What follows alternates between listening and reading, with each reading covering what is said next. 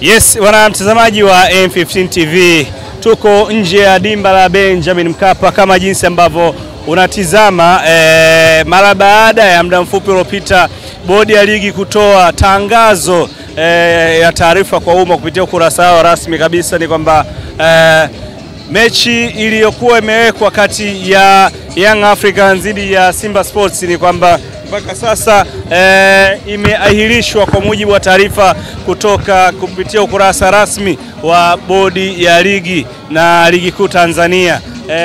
Kutokea hapa nje ya dimba la Benjamin Mkapa tunaripoti matukio mbalimbali ambayo bado yanaendelea kutokana na kile ambacho kimetokea. Tunakwenda kuzungumza na mashabiki mbalimbali kama jinsi ambavyo unatizama pande hizi hapa. Tunakwenda kuongea nayo ili tujue nini ambacho kimewasibu, lakini upande huu tunatizama mashabiki wanatokea wakiwa wanashangilia kweli kweli, na hatujafahamu nini ambacho kinatokea, lakini tuko hapa kwa ajili ya kukuletea matukio kadha wa kadha, lakini mashabiki wako wanashangilia na kuimba.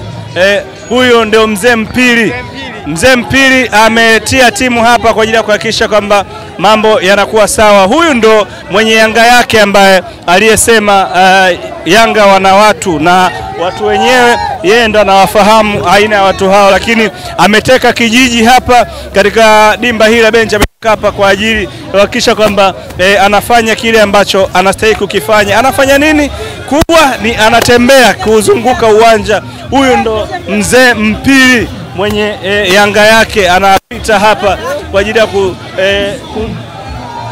kuzungumza na mashabiki. Anafungua geti ili aweze kupita. Mzee Mpili yule anapepea zake kuelekea uwanjani, ili hali eneo ambalo anapita ni kama vile limefungwa. Huyo ndo Mzee Mpili.